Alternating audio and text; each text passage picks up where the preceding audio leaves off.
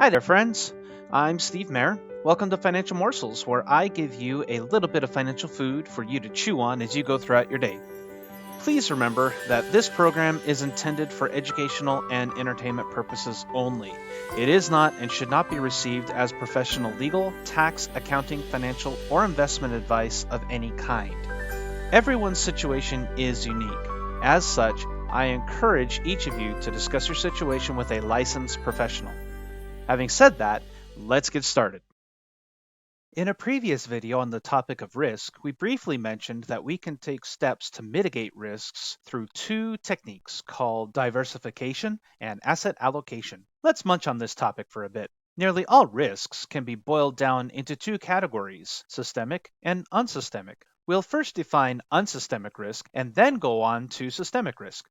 Unsystemic risk happens when a specific company within a financial system experiences an issue and loses value. Let's use stocks for this example. If XYZ company hits hard times, its stock will reflect that by going down in price. That doesn't mean the entire stock market crashes, it's fine, but XYZ is hurting. This is known as unsystemic risk, and to mitigate that kind of risk, we use diversification. So let's say we buy a helicopter, fighter plane, and a private jet. They're all a little bit different and serve different functions, but they're still all aircraft. If the fighter plane is down for maintenance, we can still count on the private jet or helicopter getting us off the ground. That's the way diversification works. We'll purchase a variety of stocks to spread the risk of loss amongst several different companies. In doing this, if one or two companies hit rough patches, but all our other companies are doing well, we will experience a net gain.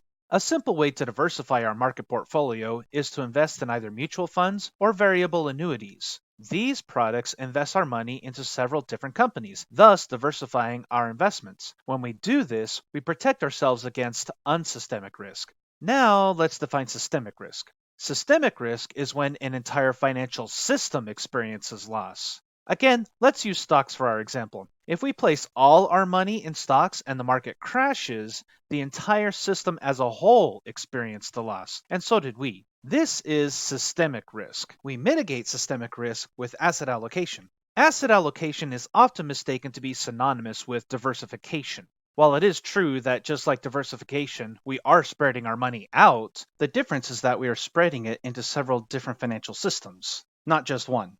Going back to our vehicle illustration, instead of purchasing aircraft only, we also have ground vehicles, a couple of cars, a bicycle, a tank, etc. Now, if conditions are such that we can't get any of our aircraft off the ground, we can still get where we need to go with our ground vehicles. While it's true we have the highest potential for growth in stocks, if we put everything we have into them, we are exposing ourselves to systemic risk. If we allocate our assets into several different products, stocks, bonds, non-variable annuities, real estate, savings account, etc., when the stock market experiences a heavy hit, we will still feel the effects of the losses, but rest easier knowing that we have other products to get us where we need to end up, regardless of what stocks are doing. This is what asset allocation is and how it protects against systemic risk.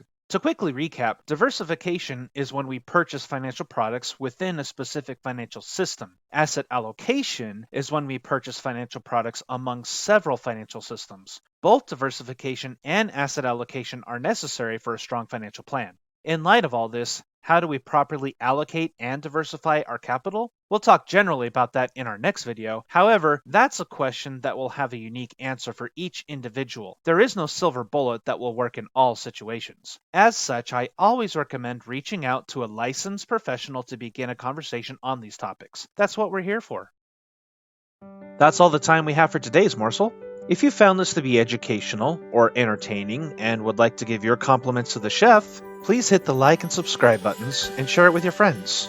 In making a continual study of financial topics and investing techniques, I've come to know a lot about them over the past 20 years. While I'm continually learning, what I don't know is what you'd like to learn more of. So if you have any particular topic you'd like to have explained, or any particular question you'd like to ask, please let me know in the comments section. I'll see what I can do to address them. Thanks for listening to Financial Morsels, and I hope I've given you good food for thought.